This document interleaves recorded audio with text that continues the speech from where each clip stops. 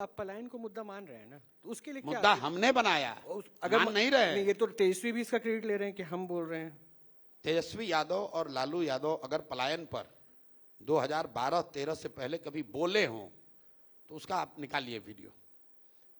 मेरे भाई, ये जीवन भर ये लोग ये कहते रहे हैं कि बिहार के बच्चे अगर बाहर नहीं जाएंगे, बिहार का युवा बाहर नहीं जाएगा तो दिल्ली की व्यवस्था ठप हो जाएगी, बॉम्बे में ट्रेन रुक जाएगी, वहां पर सफाई नहीं होगा, कचरा फैल जाएगा। ये पहली बार प्रशांत किशोर ने, जन सुराज ने इस बात को कहा कि बाहर जाकर मजबूरी में कहीं काम करना, सब्जी बेचना, सफाई का काम करना, खेतों में काम करना, मजदूर के तौर पे काम करना गौरव की बात नहीं है, ये हम लोग के लिए शर्म की बात है। ये पहला जन सुराज दल है जो ये बात कहता है। किसी बिहार के नेता ने आज तक ये नहीं कहा है, सामाजिक कमेंटेटर, सोशल साइंटिस्ट ने भी नहीं कहा है। ये प्रशांत किशोर ने सबसे पहले कहा कि ये गौरव का नहीं, ये हम लोग के लिए शर्म की बात है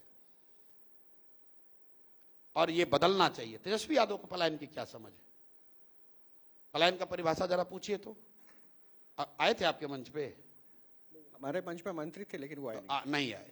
जब अगली बार आप मिले तो पूछिए कि मतलब माइग्रेशन और डिस्ट्रेस माइग्रेशन में क्या फर्क है। भाई बताओ, आप तो कह रहे हैं तेजस्वी यादव पलायन को मुद्दा मानते हैं।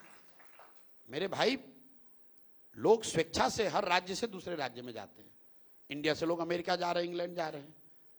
बात यहां डिस्ट्रेस माइग्रेशन की हो रही है, जहां पर मजबूरी में अपने बच्चों का पेट पालने के लिए लोगों को 10-12 हजार रुपए के लिए अपना घर परिवार छोड़कर बाहर जाना पड़ता है। उस पलायन की बात जन सुराज कर रहा है। जो 2.5 लाख करोड़ रुपया पूंजी का पलायन हो रहा है, उस पलायन की बात जन सुराज कर रहा है। जरा पूछिए तो यहाँ बिहार के नेताओं से कि ये पूंजी का पलायन क्या चिड़िया का नाम है, किस चिड़िया का नाम है? नहीं तो मुझे ये भी बता दीजिए ना। अरे अभी तो आपने अभी उप मुख्यमंत्री का आए थे यहाँ, आपको भी बहुत कुछ बोल के गए। मैं आता हूँ उस पर, आएंगे। हमको क्या बोले छोड़िए। आपको उनसे ये पूछना चाहिए था कि प्रशांत किशोर पिछले 3 साल से कह रहे हैं कि 2.5 लाख करोड़ रुपया हर साल बिहार से यहां से बैंक ट्रांसफर कर रहे हैं दूसरे राज्यों में, जिसको मैं पूंजी का पलायन कहता हूं। जरा पूछिए तो यहाँ के फाइनेंस मिनिस्टर को, यहाँ के उप मुख्यमंत्री को, उसको अगर पता हो कि सीडी रेशियो होता क्या है, कि बिहार में सीडी रेशियो है कितना, कि पिछले साल जो 4.25 लाख करोड़ रुपया बिहार के लोगों ने जमा किया बैंक में, वो पैसा कहां गया, जरा पूछिए तो सही। आप कह रहे हैं कि उनको पलायन की समझ है। नहीं, लेकिन वो कह रहे हैं तो साहब हम एड्रेस कर रहे हैं, हमने 1 लाख करोड़ को अगले 5 साल में नौकरी देंगे, 50 लाख लोगों को इस 5 साल में हमने नौकरी दी है। बहुत बहुत अच्छी बात है। पिछले 20 साल में क्या किया? 20 साल लूटने से मन नहीं भरा अभी? 5 बरस और बेवकूफ बनाना चाहते हो? आप बताइए कि 20 बरस सम्राट चौधरी भाजपा के नेता हैं अभी इस कालखंड में, तो दल बदलने वाले नेता हैं लेकिन अभी भाजपा के नेता हैं। तो भाजपा के नेता मोदी जी 2010 में बने, 2002 में बने गुजरात के मुख्यमंत्री। और उनके पूरे भाषण वक्तव्य आप सुन लीजिए। वो ये कहते हैं कि 2002 में जब गुजरात में मैं आया तो गुजरात भूकंप की चादर ओढ़कर सोया हुआ था और लोग मुझसे ये कह रहे थे कि मोदी जी और कुछ हो चाहे न हो, कम से कम शाम के वक्त बिजली आ जाए ताकि खाने के लिए, बच्चों के पढ़ाई के लिए उतनी सुविधा हो जाए। और 10 साल में उनका दावा है कि उन्होंने गुजरात को ट्रांसफॉर्म कर दिया। गुजरात के मॉडल की चर्चा देश दुनिया में होनी चाहिए, ऐसा वो लोग समझते हैं।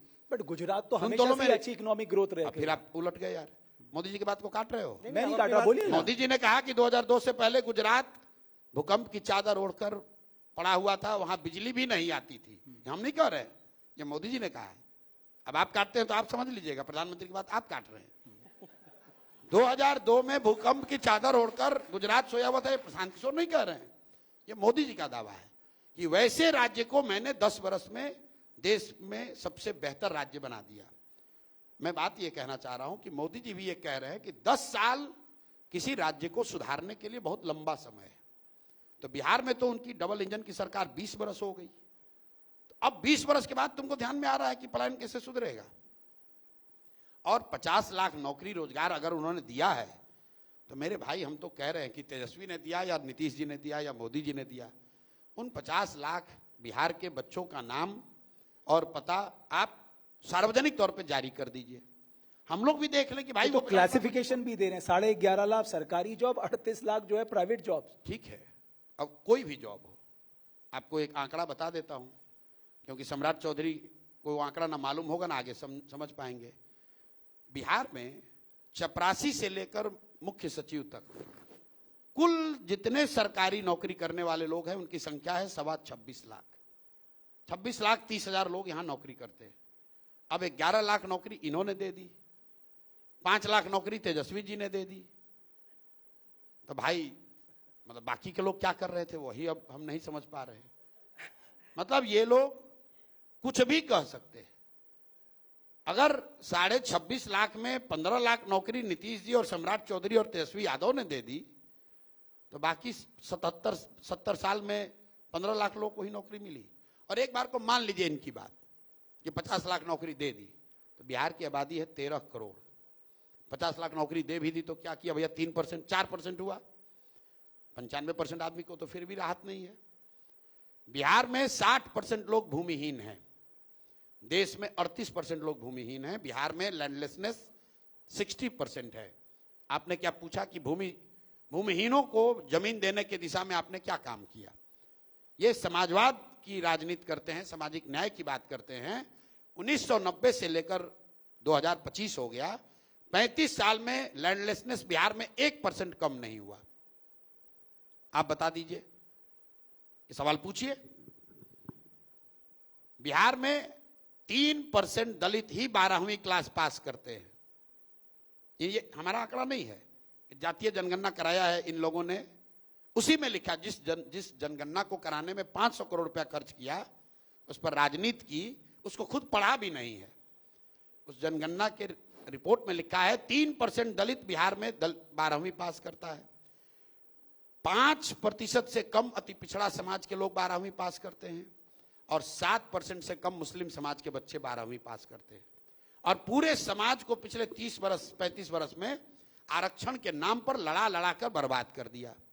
हम कहते भैया तुम 100% रिजर्वेशन कर दो, लेकिन जो अति पिछड़ा समाज का बच्चा है, जो दलित समाज का बच्चा है, जब वो 12वीं पास ही नहीं करेगा तो आरक्षण मिलेगा कैसे। नहीं प्रशांत जी ठीक है, इन दलों ने जो किया, लेकिन आप फिर कैसे कर लेंगे जब डबल इंजन की सरकार नहीं कर पा रही है। आपके पास विल अगर हो गया, लेकिन अगर गवर्नमेंट, सेंट्रल गवर्नमेंट से आपको हेल्प ही नहीं मिलेगा, तो फिर आप क्यों हेल्प चाहिए, क्यों हेल्प चाहिए? तो फंड कहां से लाएंगे आप? फंड मतलब बिहार तो अभी तक तो कई सरकारें ये रो रही है कि सेंटर से मदद नहीं मिला। अभी तक की तो कई सरकारों ने ये स्थिति करी है, तभी तो हम लोग इस दुर्दशा में जी रहे हैं। बिहार का जो बजट 3,20,000 करोड़ का है, वो क्या केंद्र सरकार देती है? बिहार सरकार का अपना बजट 3,20,000 करोड़ का है ना। 13 करोड़ लोगों की कोई ताकत नहीं है, हम लोग की कोई सोच नहीं है। सेंटर देगा उसी से काम चलेगा। हम लोग वो लोग हैं जो जनसुराज ने कहा है कि हमको विशेष राज्य का दर्जा भी नहीं चाहिए। ये इसलिए क्योंकि विशेष राज्य का दर्जा हमेशा हर कोई मांगता रहा। नहीं चाहिए, उसकी जरूरत नहीं है। बट प्रशांत जी, ये तो विशेष राज्य के दर्जा से क्या हो जाएगा? विशेष राज्य की दर्जा को पहले आप समझिए, उससे क्या होता है। विशेष राज्य के दर्जा से इतना ही होगा कि जो सेंटर की स्कीम्स हैं 90s उसमें सेंट्रल गवर्नमेंट का प्रोविजन जो है वो 60 से बढ़कर 90 हो जाएगा।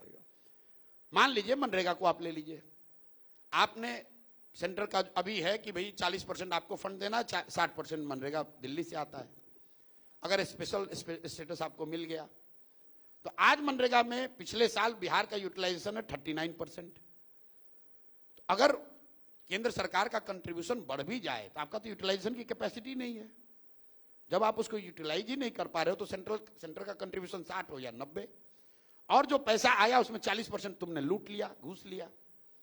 तो सेंटर का पैसा अगर आता भी ज्यादा तो यहां ज्यादा लोग लूटपाट मचाते। मेरे भाई, सिर्फ सेंटर के पैसा आ जाने से थोड़ी ना सुधार हो जाएगा। पिछले साल बिहार में 61,000 करोड़ रुपया अनयूटिलाइज्ड गया है, अपना फंड। आप कह रहे फंड नहीं है भाई, आप लोग सीनियर पत्रकार हैं, मैं बोलूंगा, लोग कहता है भाई पत्रकारों पर आप झल्लाते हैं।